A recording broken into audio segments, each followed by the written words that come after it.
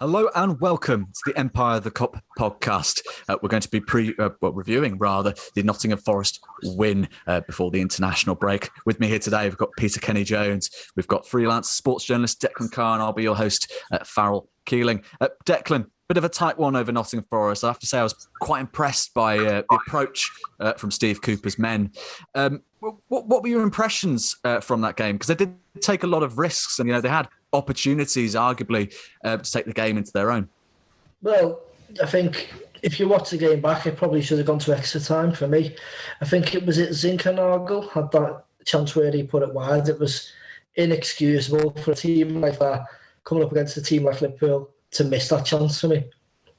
No, absolutely. I mean, Pete, you're obviously looking at sort of Steve Cooper. Used to be a youth coach at Liverpool, has experience with the England national setup. What were your impressions on him, and has your opinion of his sort of coaching credentials risen since that game? Yeah, well, they were a solid team, weren't they?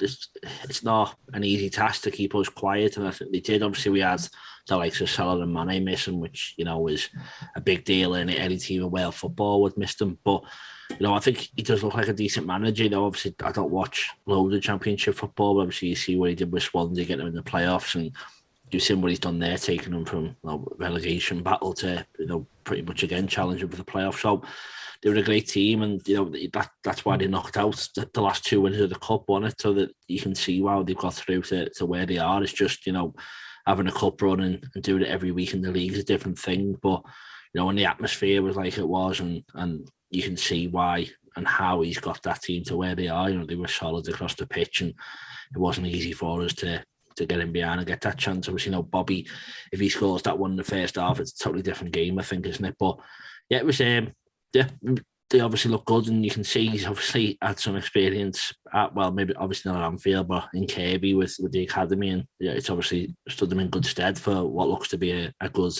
managerial career. And it wouldn't be surprised to see him with Forest or another club in the Premier League soon. Absolutely, and obviously, Declan, Diogo Jota grabbing the all-important goal there, taking him to 19 for the season, his best return in a season, really. I mean, obviously, when we're looking at the Liverpool forward line, you've got the usual standouts, particularly Mo Salah, this season, who has been, credited with being the world's best player on current form. But does that sort of mean that the achievements of Diogo are at times overshadowed? I think maybe you're right with that one, yeah. But I think Jota's quintessentially underrated anyway for me. Like, I see all people on Twitter and stuff constantly slating like his link-up play. And while, yes, obviously that aspect of his game isn't as good as Roberto Firmino, who is like one of the masters of that, like being the link between Salah and Mane. But I think if we're going to incorporate Jota in the centre-forward role on a long-term basis, the centre-forward role of our tactics has sort of got to shift from being this sort of false nine to being a more poacher kind of role. Because that's what Jota is, essentially. He's one of the best poachers in the world right now. Absolutely. I mean, it's more than proved that. The amount of, against Arsenal as well, you sort of look at the kind of performances he's put in where, I must admit, I was in a guilty party of thinking, he's got to be hooked here. I'm not sure the performance is perhaps quite up to the standard we've come to expect. And he pops up and scores the goal, and then you're not feeling a bit bad for him being substituted. But, he's been absolutely integral, and hopefully long may that continue. But it does, of course, then set up a meeting in the semi-final with league leaders Manchester City, 6 or 7 days away, Pete, from that meeting at the Etihad that could potentially decide the title. How are you sort of feeling about that fixture? And do you think it sort of changes how either side sets up for that league meeting at the Etihad? Simply no. That helps. Sorry. Yeah, I think obviously both teams are going to be prioritising the Prem and the Champions League, aren't they? And obviously, possibly we'd rather have the Prem and they'd rather have the Champions League, but it's not beyond the realms of possibility that either side could go and win both of those competitions, and the FA Cup's definitely on the back burner. But that doesn't mean that we're both going to try and win, because unfortunately for both teams, we've been drawn against the other one. So you can't rest, and you know that you can't put half a team out because the other team will go and batter you. So it's going to be probably just you're going to stitch together what is left after those, the quarterfinals of the Champions League and then that massive game at the Etihad and the Prem, and just you want to play the best players you've got that can win the game, that are able to play. So I think it's going to be an interesting one. Obviously, it's a good narrative, and it adds another weird turn on this. What a mad month April's going to be, but we'll just have to wait to see what happens, and hopefully we come out on top. It could easily be that for one of those sides, you could lose the quarter final, lose the game against the other one, and lose the semi final. Your season's over in the space of a week, so it's going to be a mad one. But hopefully, City derail, we come out on top, and it all goes in our favour. Absolutely. A strong team and nothing but a strong team. And hopefully this international break period gives us the chance to get that strong team available for that first league meeting. Declan, we were speaking about the international break before we popped on for this podcast. I get the impression that you're not the biggest fan of it, and certainly not without good reason. But is there sort of any benefit to be gleaned from it with regard, obviously, to injuries? Trent is obviously the main one with the hamstring concern, or are you of the mindset of keep the momentum going? I do like that idea, keep the momentum going, yeah. And I think Jurgen Klopp has come out and said in the past, hasn't he, about he likes to have them games. I think it was after maybe the Leeds game got postponed. I think he said they like to have them games come up thick and fast, because then the players stay in that rhythm, they don't lose it. But I think maybe this break's come at the right time, because that is a heavy-looking period of fixtures in April. I think it's like Watford, Benfica, City, Benfica, is it City again, United, Everton, something along those lines. So it's very, very tough run of games. And a lot of the players are getting a rest now. I think we've seen Trent was in, I think it looked like Dubai, I think. He was training over there, which suggests that injury wasn't as serious as maybe it's been portrayed as, but we'll see. Obviously, if he is back by Watford, and maybe a few England fans might be a bit angry on social media if it does turn out for that Watford game, I think. I mean, the initial fears would be that he might not be available for the Etihad meeting, but then obviously we've had updates from the likes of James Pearce and Neil Jones from goal, asserting that in an earlier return, perhaps as early as the first leg at Benfica, we'd hope to see him back at Watford, would be far more likely, which would then obviously put him in contention for the Etihad. I mean, Pete, you mentioned earlier, I mean, this is going to be a potentially season-defining month of football for Liverpool Football Club. Semi-final, the FA Cup, league meeting at Etihad, which, as we say, it could effectively decide the title race. You never know. The City side is dropping points. How do you stand on this international break? Do you have the same point of view as Declan, that there's a benefit to it? Or would you have preferred to sort of see Liverpool just trudge on? I think we always seem to go into a break and think, oh, thank God we've got this, and then normally the game after it, something goes a bit wrong, doesn't it? Obviously, I'm not trying to wish that on us at all, and maybe you can hope, because the fact we've got Watford and obviously they're battling relegation, you hope that would mean it'd be an easier game, but when it gets to the final 2 months of the season, you don't want to play anyone at the top and you don't want to play anyone at the bottom. It's all the ones who got their heads on what the holiday they're booking after the game and all that. That's the ones you want to play, and we haven't got many of them coming up. We've got massive game after massive game. Even United and Everton, no matter what, that's a big one. But we know with Everton battling relegation and United looking for top four, those games are even harder than probably they normally would be.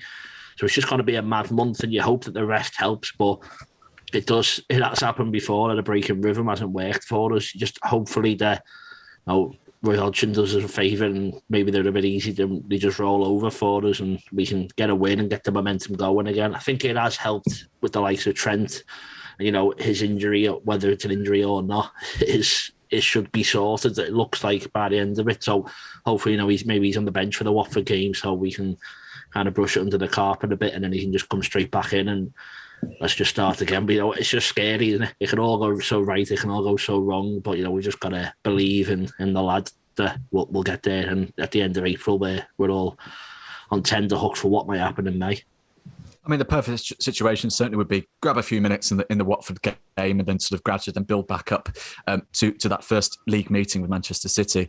I mean, speaking of City, we have to look at the semi-final meeting in the FA Cup and the absolute absolute disaster class in terms of the travel preparations for the Wembley fixture. I mean, Declan, it's baffled me. It's baffled every single Liverpool fan out there just at how. I mean, it's not just Liverpool fans. Manchester City fans have absolutely have a right to be completely furious with the lack of consideration for them. No trains due to engineering works and no sort of. I mean, it's taken obviously with the statement that's come out from the Spirit of Shankly and of course City's 1894 group condemning the lack of consideration for fans, and very much rightly so.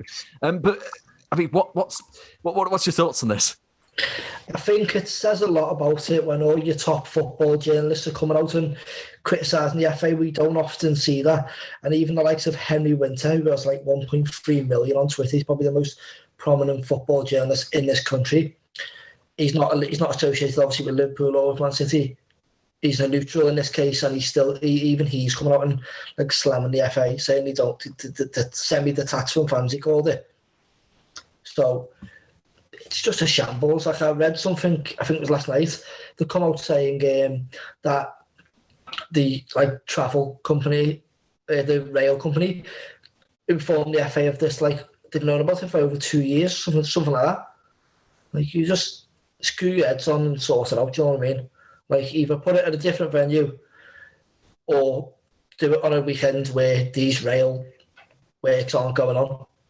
It's that simple, really. But once again, it shows that they don't care about the fans. They simply don't care about the fans. All they care about is money. And I'm almost 95% sure that this final doesn't get moved and it stays at Wembley for that exact weekend that it's already on. These rail works won't get moved, and it'll be an absolute nightmare for the fans.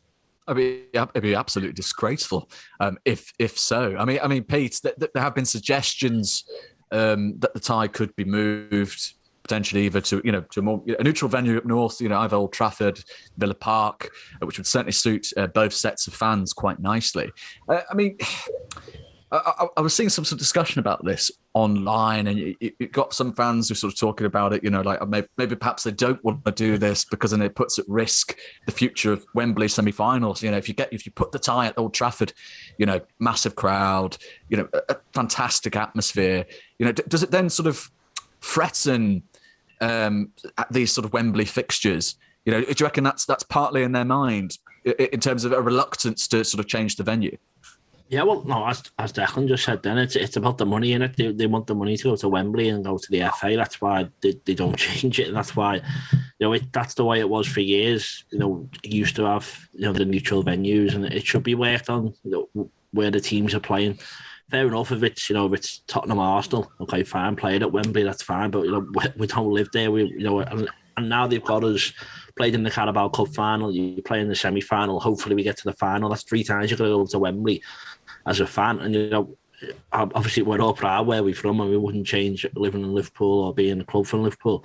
But, you're expected to go to the nation's capital 3 times. It doesn't seem like there's much consideration about the rest of the fans for this semi-final that never ever used to be played there. So, it's not a surprise, and 100% would be better if it was played in the Northwest or anywhere just closer to both teams. And it doesn't, the date still hasn't been fully announced. It wouldn't be that hard every season to go, when there's the 2 semi-finals, let's just pick the ground that's closest to both of them, that works logistically with what other fixtures are being played, and let's pick there. And I don't think it'd be that hard if Liverpool and City fans found out this week where the game was and what time the kickoff was, and then they had to arrange the travel.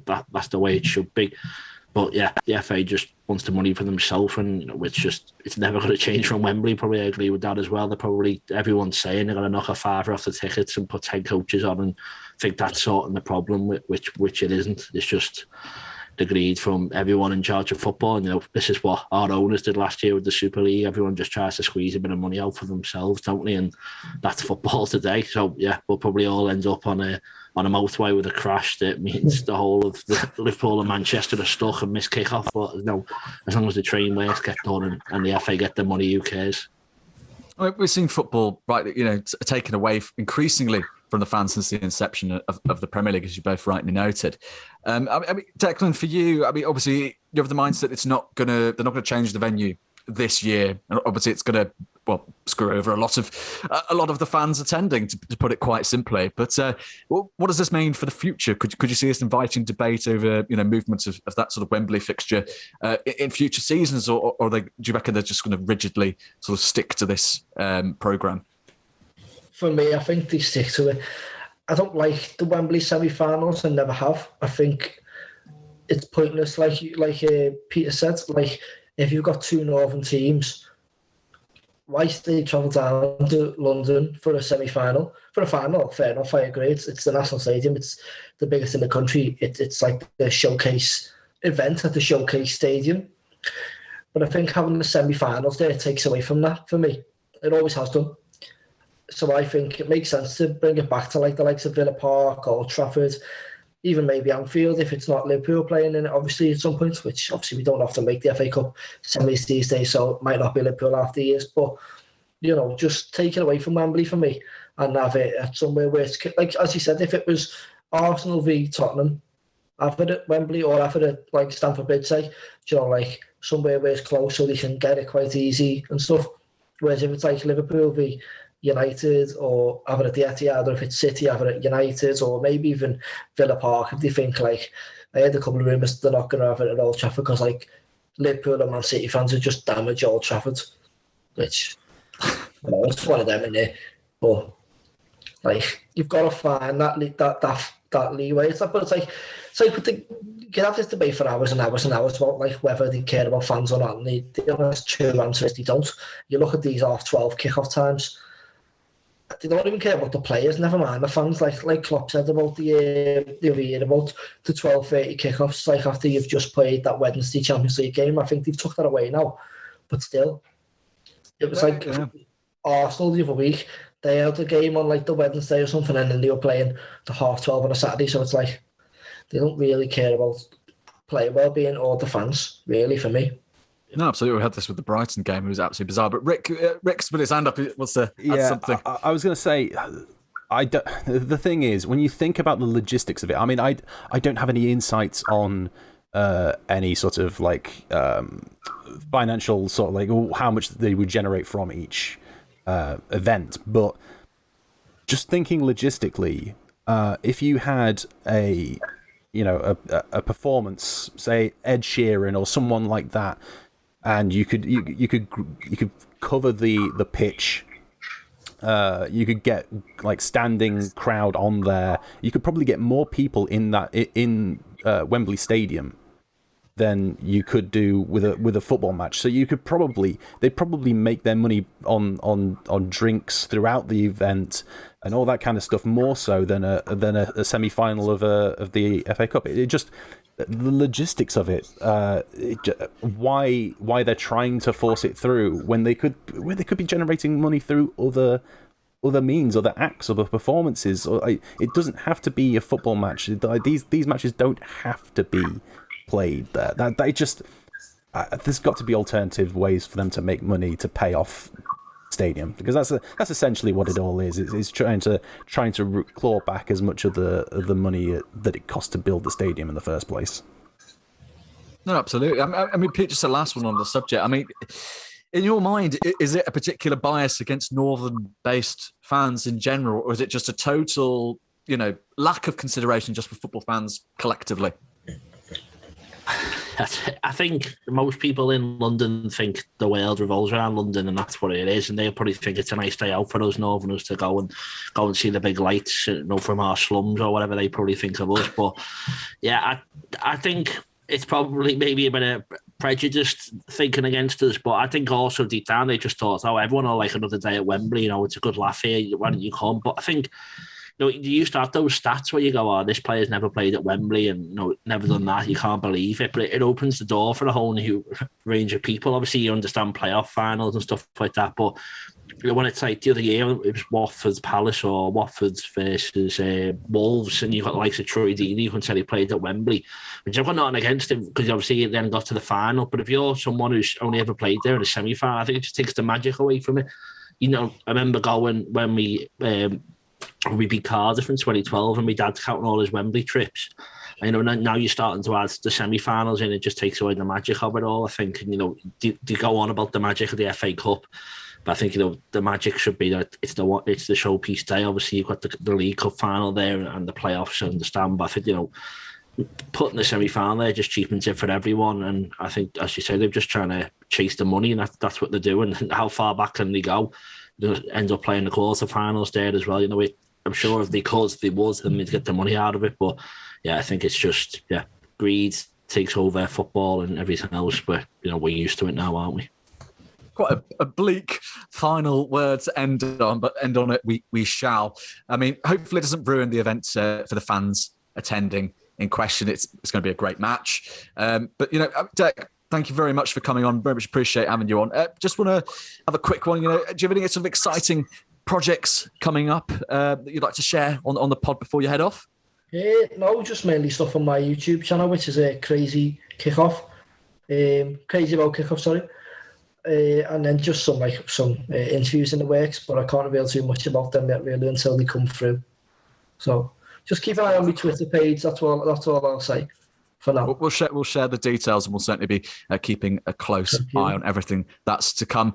For now, I've been your host, Farrell Kinning. I've had Rick Elliott producing in the wings, our very own Peter Kenny-Jones, freelance sports journalist Declan Carr, and we've been the Empire of the Kop podcast. Thanks for listening. Take care.